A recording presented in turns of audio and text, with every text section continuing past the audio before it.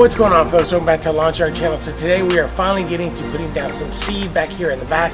I actually cheated a little bit and I went ahead and put down some of the Kentucky bluegrass that I had last week. I put that down. I had to order this grass seed because I thought I had some fescue and I didn't. So because I didn't have any of the fescue seed, I had a couple different options that I could go with.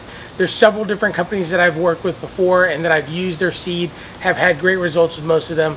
But I decided to go with Barenbrug because they are an exceptional brand. It's a brand that I've used many times before here on my lawn for the perennial ryegrass, and I had exceptional results with that. I like their yellow jacket coating because it helps with water absorption when it comes to the pre-germination process of the seed. So I wanted to go with them again, and like I said, I just have really enjoyed working with this company and I want to continue to work with them. They are not sponsoring this video. They did not pay for the seed. I paid for it myself, and I'll put a link down in the description of where I got my seed if you're interested in it. But for now, we want to make sure that we get this seed down, and I do want you guys to keep in mind that I am a little bit early to the game, and the only reason why we're early is because we had that fungus problem. This is not really the best time for us to be putting down seed. It's very steamy today. It's in the low 90s, but the humidity is super high, which is both good and bad when it comes to germination. If it continues to be this way in a few weeks, when this seed starts germinating, it may become a problem because the seedlings are not going to want to grow in that kind of heat. So we're going to have to take some measures to make sure that we keep things moist and keep the temperatures as cool as possible. But I'm only going to use about half of this bag. The other half we will probably save for the fall so that we can overseed one more time and maybe have a little bit better results. But for now, we need to get this down because I have a lot of dirt that's exposed, and I want to make sure that I get seed in there along with the Kentucky bluegrass that I put down last week. The other thing I want to make sure that you guys know that I didn't film last week simply because it was a pretty brutal week last week. But I did pull up all of the dead grass that I could with my dethatching rake. I did that manually. I didn't use a big dethatcher. I just used the rake and I pulled up as much of that dead grass as I possibly could. We do have quite a bit of grass that's still growing and it's still green, and so I didn't want to put in some big machine that was going to rip out everything. So I chose to go manual, and that way I could control how much of that grass I was pulling up. But I didn't get to film it, but just trust me, you'll see that there's a lot of bare dirt now, and you'll be able to see that just simply because we removed all that dead material. So today we're going to go in and we're going to mow everything down a little bit lower than I normally do. I want to get as much access to the dirt as possible so that when we put that seed down, there's lots of water and air and sunlight that will hit those areas so that it will help to germinate the seed, and then we'll go from there. But for now, let's get it mowed, and then we're going to put down some seed. So let's get to it.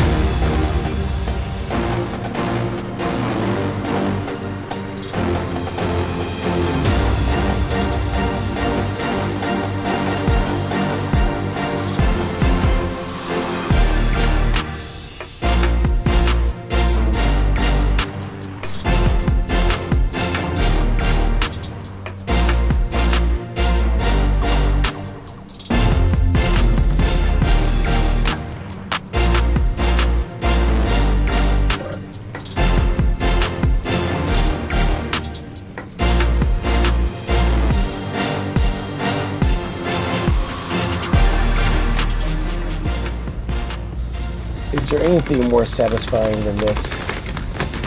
I don't think so. And that's probably the first time I've ever been able to do that in one shot.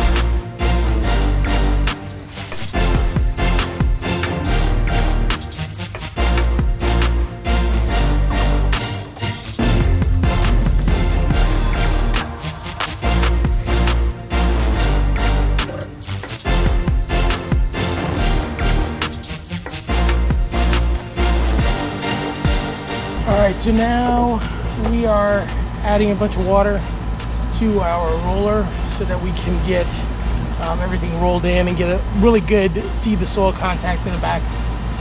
This thing weighs, I don't know, I think the last time I checked it was like 250 pounds when it's full, and then when it's full of water it adds a lot of weight, and then we can get all of the seed in contact with the soil really well, and we should be in good shape. So gotta fill this thing up, start rolling.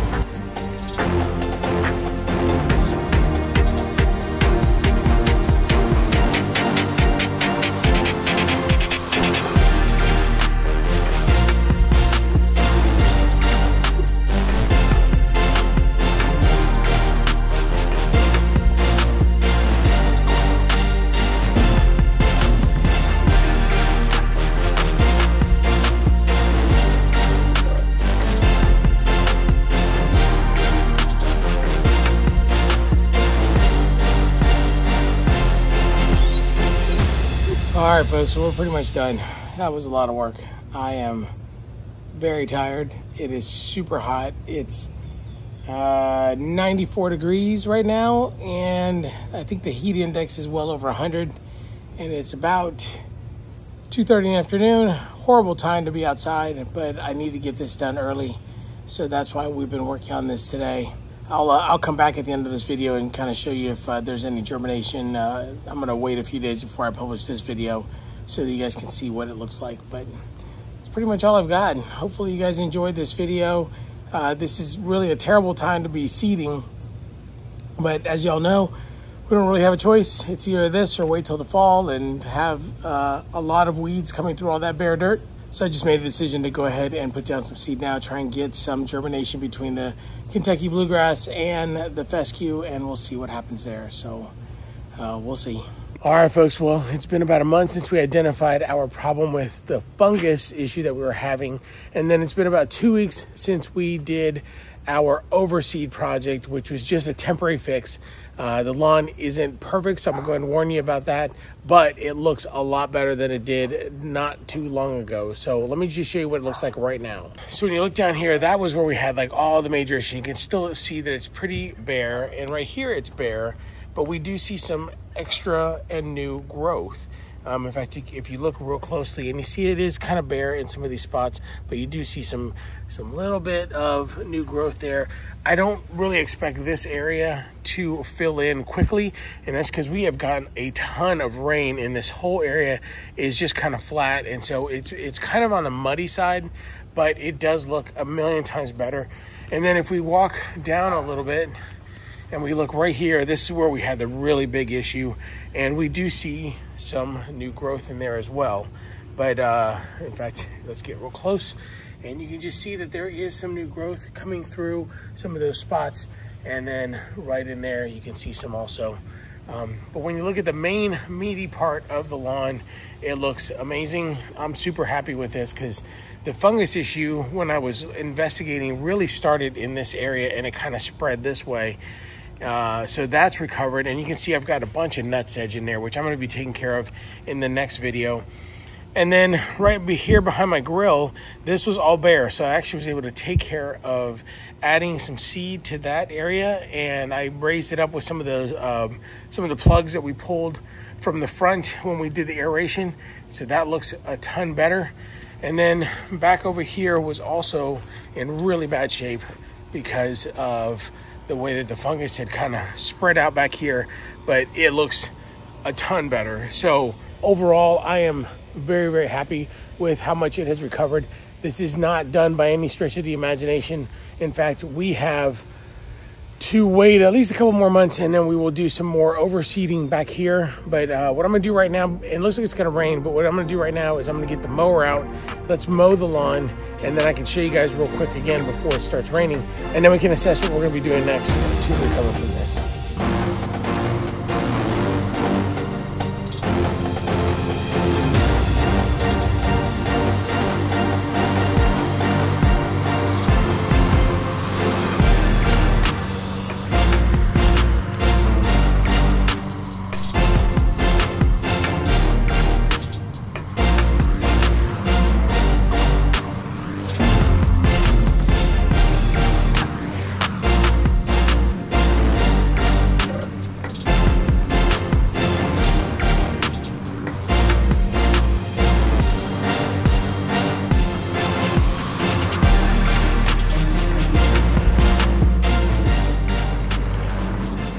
All right, well, that's it. That's the mow.